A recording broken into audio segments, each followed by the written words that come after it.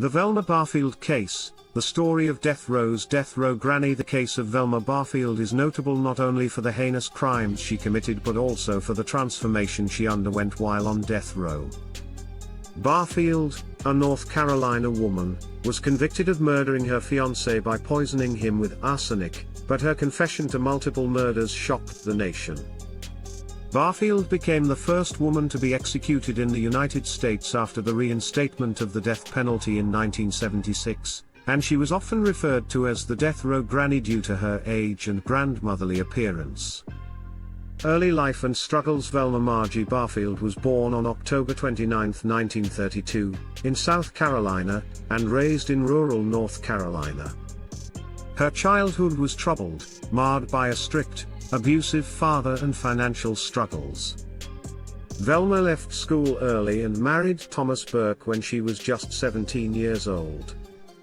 The couple had 2 children and settled into family life, but their happiness was short-lived. In 1969, Burke died in a house fire. Though the fire was ruled accidental at the time, it would later be suspected that Barfield was involved in his death. After Burke's death, Velma married Jennings Barfield, but he also died shortly thereafter, supposedly of heart complications. It wasn't until years later that questions surrounding the suspicious circumstances of his death emerged. Velma Barfield's life began to spiral out of control after the death of her second husband. She developed a prescription drug addiction, including a heavy dependency on tranquilizers and painkillers. This addiction contributed to her erratic behavior and desperate financial situation. Murders and the poisoning method. Velma Barfield's criminal activities began when she found herself struggling financially. In the 1970s, she worked as a caretaker for elderly people in her community.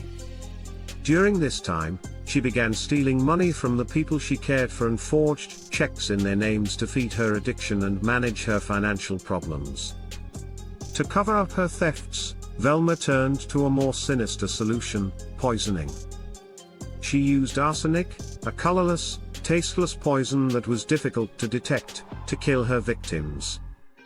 It was later revealed that she had poisoned at least 6 people, including 2 elderly people in her care, her mother, her second husband, and her fiancé. Victims: Jennings Barfield, Velma's second husband. In 1971, Jennings Barfield died under suspicious circumstances that were initially attributed to natural causes. Later investigations suggested that Velma had poisoned him with arsenic. Lillian Bullard, Velma's mother. In 1974, Velma poisoned her own mother, Lillian, using arsenic. Lillian had been hospitalized multiple times with unexplained illnesses before her death. Velma confessed to her mother's murder, admitting she had used arsenic to poison her over a period of time. John Henry Lee, Velma's boyfriend. John Henry Lee was a man Velma dated and later poisoned. After a brief illness, he died, and Velma was never initially suspected. Montgomery and Dolly Edwards, employers. In 1977, Velma poisoned Montgomery Edwards, a man she had been caring for as part of her job. When his wife, Dolly, became suspicious of Velma after Montgomery's death, Velma poisoned her too, ensuring her silence. Stuart Taylor, Velma's fiancé. In 1978, Velma poisoned her fiancé, Stuart Taylor, after he became suspicious of her financial behavior. Taylor, who had developed flu-like symptoms after falling ill, died within days. His suspicious death finally led to Velma's arrest and exposed her years of poisoning. Arrest and confession. After the death of Stuart Taylor in 1978, the police launched an investigation. An autopsy revealed high levels of arsenic in his system, and Velma Barfield became the prime suspect. When confronted by authorities, she initially denied any wrongdoing but eventually broke down and confessed to poisoning Taylor. Her confession didn't stop there. Barfield went on to admit to the other murders she had committed over the years. Her case stunned the local community, as she was seen as a mild-mannered, religious woman who often cared for others.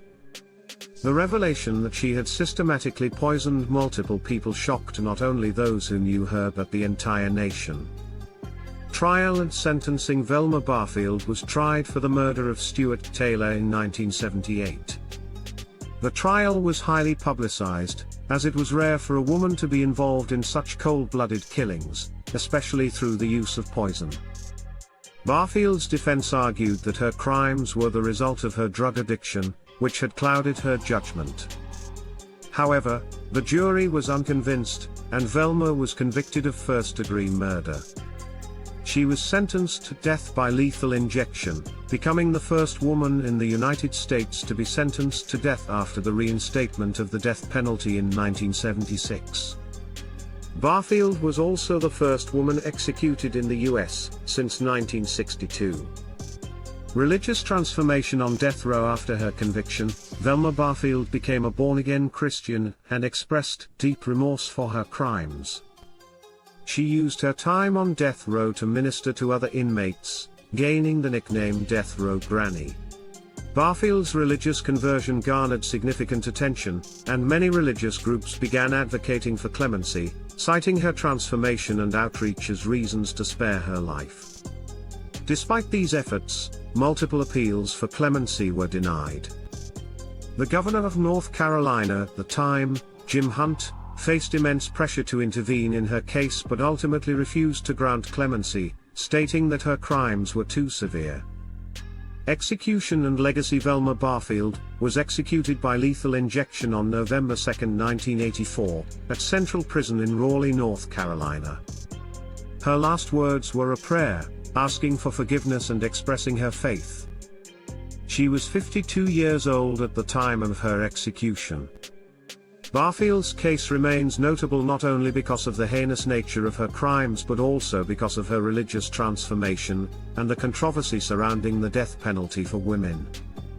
Her case has continued to fascinate true crime enthusiasts and scholars who examine the motivations behind her crimes, the role of mental illness and addiction, and the ethics of capital punishment.